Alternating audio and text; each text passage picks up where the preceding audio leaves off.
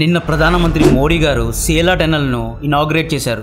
Bharat China మధ్య stand of జరిగి 4 ఏళ్లు కావస్తున్న సమయంలో దీని యొక్క ఓపెనింగ్ జరిగింది. ఈ సేలా టనల్ యొక్క స్ట్రాటజికల్ ఇంపార్టెన్స్ అంటే వ్యూహాత్మకమైన ప్రాముఖ్యత ఏంటి అనే వివరాలు ఈ వీడియోలో డీటెయిల్గా చెప్తా.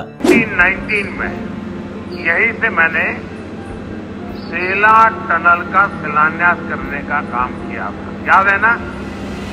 2019 में। और आज क्या हुआ? बन गया कि नहीं बन गया? बन गया कि नहीं बन गया? ఇటువంటి సొరంగాలను, రోడ్స్ను, బ్రిడ్జెస్, ఫెసిలిటీస్, ఇన్ఫ్రాస్ట్రక్చర్ లేకపోవడం వల్లే మనం 1962 యుద్ధంలో చైనాతో ఓడిపోవాల్సి వచ్చింది. నిన్న భారత సైన్యం చైనా బోర్డర్ అయిన LAC వద్ద 10,000 మంది సైనికుల్ని ఎందుకు మోహరించింది? చైనా తమ యొక్క డిఫెన్స్ బడ్జెట్ను 7.2%కు ఎందుకు పెంచింది?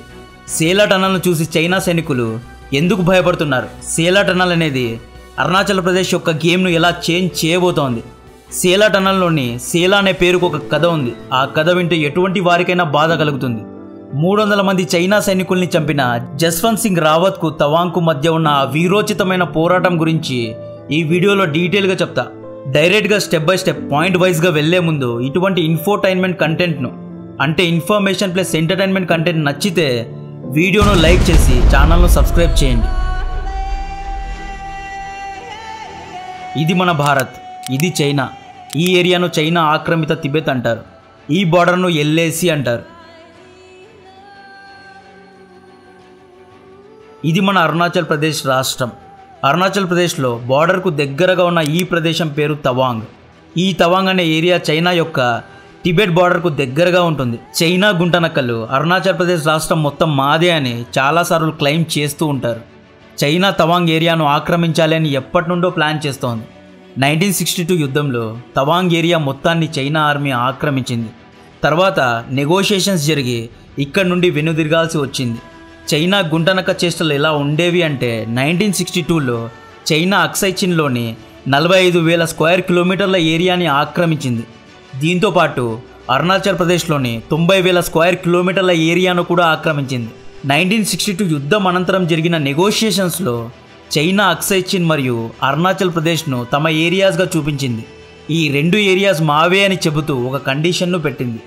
మీరు అక్సైచిన్ను మాకు ఇవ్వండి, కావాలంటే అరుణాచల్ ప్రదేశ్ను మీరే తీసుకోండి అనే డీల్ చేసుకుంది. యాక్చువల్లీ అక్సైచిన్, అరుణాచల్ ప్రదేశ్ 2 ఏరియాస్ మనవే. కానీ చైనా గుంటనక్క నీతిని ప్రదర్శించి మనల్ని మోసం చేసింది. ఇప్పుడు చైనా కన్ను మళ్ళీ అరుణాచల్ ప్రదేశ్ మీద పడింది. డిసెంబర్ 2022లో తవాంగ్ సెక్టర్లో చైనా సైనికులు చొరబడినప్పుడు ఇండియన్ ఆర్మీ వీరిని వెనక్కి నెట్టడం జరిగింది. తవాంగ్లో 2nd లార్జెస్ట్ బుద్ధిస్ట్ టెంపుల్ ఉంది. తిబెత్ ప్రజలకు ఇది చాలా పవిత్రమైన టెంపుల్. ఈ తవాంగ్ అనేది భూమికి 13,700 అడుగుల ఎత్తులో ఉంటుంది. సో ఈ తవాంగ్ ఏరియా అనేది భారత్కు మరియు చైనాకు చాలా ఇంపార్టెంట్. ఒకవేళ తవాంగ్ కనుక చైనా కంట్రోల్లో వచ్చేస్తే మెల్లిగా చైనా అరుణాచల్ ప్రదేశ్ మొత్తాన్ని కబ్జా చేసుకుంటుంది. సో ఈ తవాంగ్ సెక్టర్ను రక్షించాలి అంటే తవాంగ్ వరకు మన సైనికులు చాలా వేగంగా చేరుకోవడానికి రోడ్స్, టనల్స్ను కట్టాలి, ఇన్ఫ్రాస్ట్రక్చర్ను డెవలప్ చేయాలండి. ఈ ఇన్ఫ్రాస్ట్రక్చర్ డెవలప్మెంట్లో భాగంగా బార్డర్ రోడ్ ఆర్గనైజేషన్ కట్టిన సొరంగం పేరే సేలా టనల్. వెస్ట్ కామెంగ్ డిస్టిక్లో ఉన్న తేజ్పూర్ను LAC బార్డర్ వద్ద ఉన్న తవాంగ్ వరకు కలిపే రోడ్ పేరే బలిపారా చౌరిద్వార్ హైవే రోడ్. ఈ రోడ్నే తవాంగ్ రోడ్ అని కూడా పిలుస్తారు. ఈ రోడ్ మధ్యలోనే సేలా పాస్ అనబడే ఒక లోయ ఉంది. ఈ లోయ యొక్క రోడ్ అనేది వింటర్లో మంచుతో కప్పబడి ఉంటుంది. వింటర్ సీజన్లో, రైనీ సీజన్లో ఈ సేలా పాస్ను దాటడం సైనికులకు చాలా కష్టంగా మారిపోయేది. ముఖ్యంగా చైనాతో స్టాండ్ ఆఫ్ ఉన్నప్పుడు, చైనాతో గొడవలు ఉన్నప్పుడు, చైనాతో యుద్ధం జరుగుతున్నప్పుడు ఈ లోయ కారణంగా ఇండియన్ ఆర్మీ బ్యాక్ ఫుట్కు వెళ్లే పరిస్థితి ఉండేది. ఈ సేలా పాస్లోనే సేలా టనల్ను కట్టారు. ఈ సొరంగ దారి వల్ల ఎటువంటి వెదర్ కండిషన్లో అయినా, మంచు పడినా, వాన పడినా, ఫాగ్ ఉన్నా ఇండియన్ ఆర్మీ చాలా ఈజీగా, చాలా ఫాస్ట్గా సేలా లోయను దాటి తవాంగ్ వరకు చేరుకుంటుంది అన్నమాట.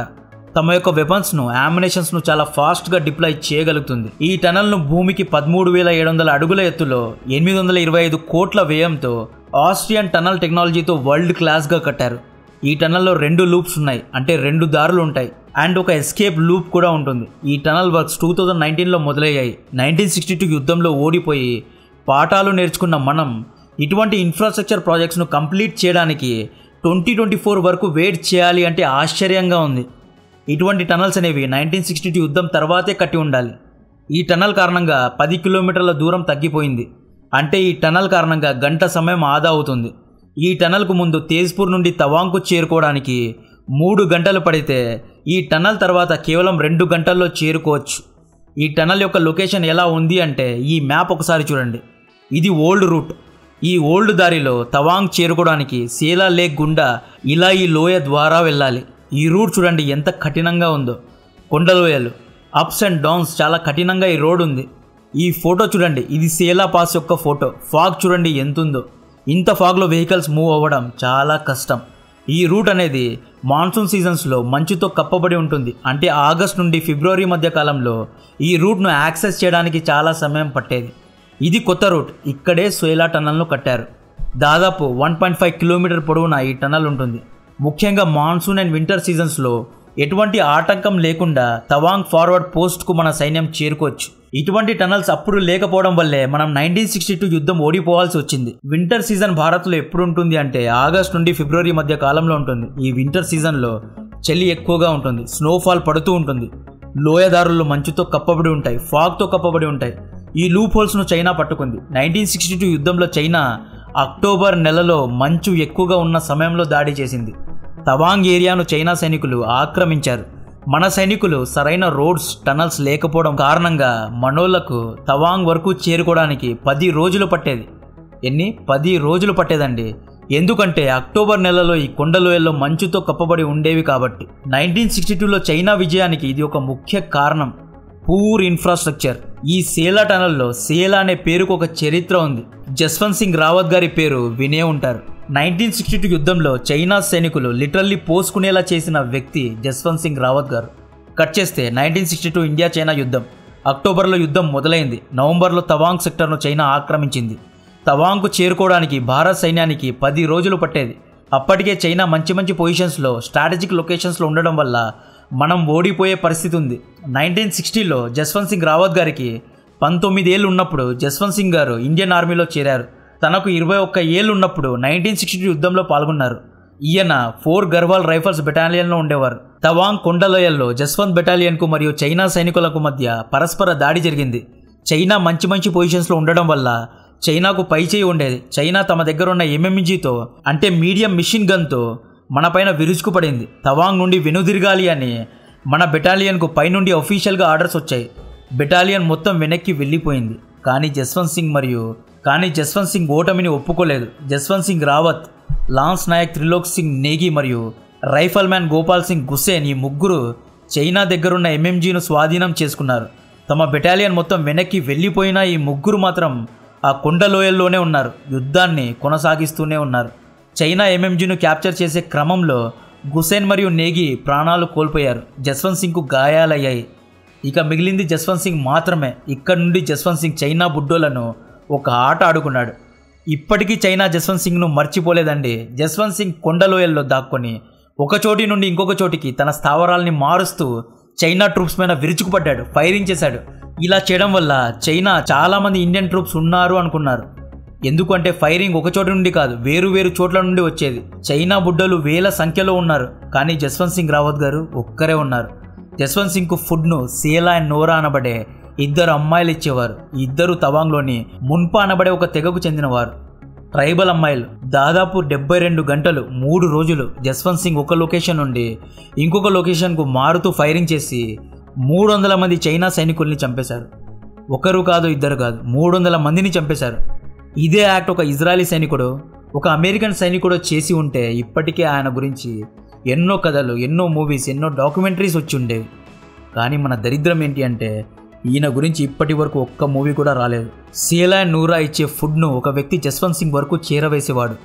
అన్ఫార్చునేట్లీ ఒకరోజు ఆ వ్యక్తి చైనా సైనికులకు దొరికాడు. చైనా సైనికులు ఆ వ్యక్తిని పట్టుకొని అటువైపు ఎంతమంది భారత సైనికులు ఉన్నారు అని అడిగారు. దానికి ఆ వ్యక్తి కేవలం ఒక్కడు మాత్రమే ఉన్నాడు అని సమాధానం ఇచ్చాడు. దీంతో చైనా సైనికుల ఫ్యూజులు ఎగిరిపోయాయి. 3 రోజుల నుండి ఒక్కడు మాపైన దాడి చేస్తున్నాడని చైనా సైనికులు ఫైనలీ తెలుసుకున్నారు. దీంతో చైనా ట్రూప్స్ ఒకేసారి జస్వంత్ సింగ్ పైన దాడి చేశారు. ఈ దాడుల్లో గ్రెనేడ్ పిల్లడం వల్ల సేలా ప్రాణాలు కోల్పోయారు.